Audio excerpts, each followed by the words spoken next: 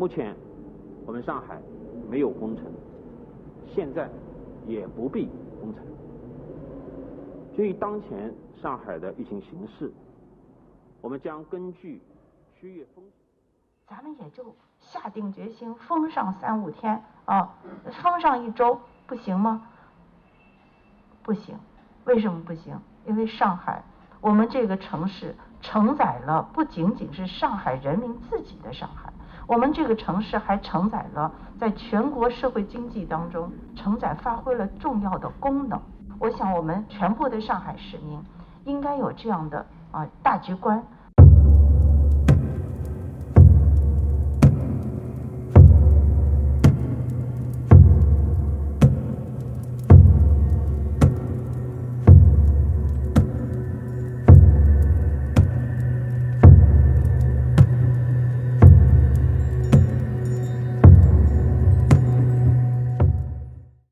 现在告诉你一个事实，就是病房很紧张，隔离点没有房间，120没有车，这个就是事实。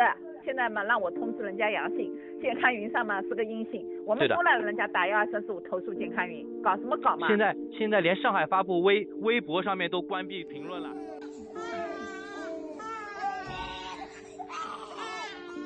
今天早晨4点多钟就来了，到现在都几点了？这个菜是不是要全部烂掉？水也没得喝，上海有小卖铺有没有？吃没得吃。我是来支援的，无偿的。我现在连温饱都解决。你知不知道，我们有浦东的居民、浦东的朋友们，他们收到大礼包，上面印的是宝山区政府。你让我们作为宝山区大场镇的居民是作何感想？谢谢大肥们，谢谢你们支援上海。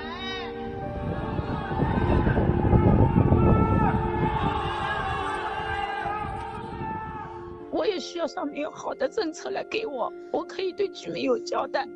现实是没有，知道吧？没有，这个工作让我身心疲累。为了谁啊？我自己也有家呀，你们有家带不住，我是有家不能不呀。要把他打死！哎呦天哪！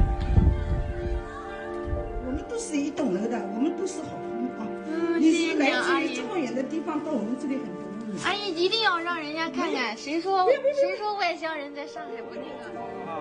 还有熬点这个咸菜粥吃一吃啊！警察给我们送饭来了，上海的好警察，几天没吃饭了。搿是阿拉爷，从早上的8点钟120来来回回去了2趟，没医院接手。告居委讲医院肯定能接手的，现在就搿种状况，没人救，也没人来处理搿桩事体。那侪是爷娘养的，是人做出来个事体嘛？你说我现在消毒，把它当垃圾扔掉，好，为什么？那我们吃什么？这我不管，再消毒。做完还是有些饭了。他不让你进吗？小区不让进的。人家住在里面的不让人家进，有这个道理吗？他不让进，你去给街道讲啊，街道就讲了这问题啊，是小区的对着街道讲。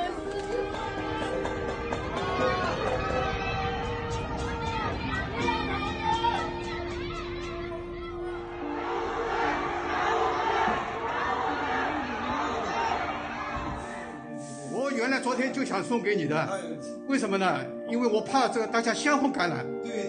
但是呢，今天我想了想，因为病毒呢都不会死人的，要饿死人的。